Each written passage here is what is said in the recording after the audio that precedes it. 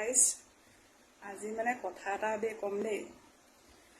এই মোৰ অলপ দিনৰ আগৰ পৰা এতিয়া প্ৰায় 1.5 মাহ মানেই হ'ল আৰু মোৰ মানে স্লিপ ডিছৰ প্ৰব্লেম হৈছিলে, লগতে সোঁ চাইডে 4ডালমান নাৰ্ভ ব্লক হৈ গৈছিলে আৰু ডক্টৰে কোৱা মতে ৰাজহাড়ডালত মানে অকণমান জেগা অকণমানত মোক পানী জমা হৈছিলে।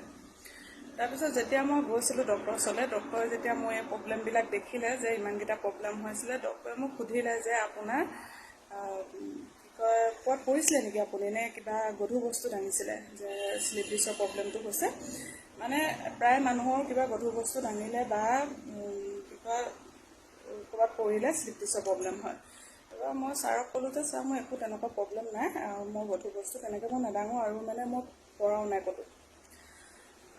ডক্টৰে তেনেকৈ ক'লে আৰু তাৰপিছত এই আমাৰ যে ঘৰৰ ওচৰত কিছুমান মহান ব্যক্তি আছে আৰু আমাৰ ঘৰৰ কিছুমান মহান ব্যক্তি আছে, ওচৰৰ কিছুমান মহান ব্যক্তি আছে।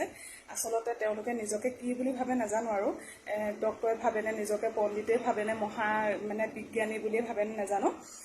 তেওঁলোকৰ মতে মোৰ হেনো এই বেমাৰটো মোবাইল বেছি চোৱাৰ কাৰণে হৈছে।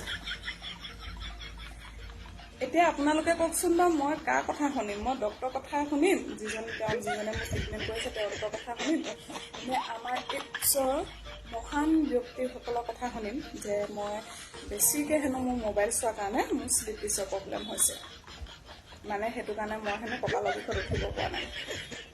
এতিয়া আপোনালোকে কওকচোন, মই এতিয়া কাৰ কথা শুনিব লাগিব?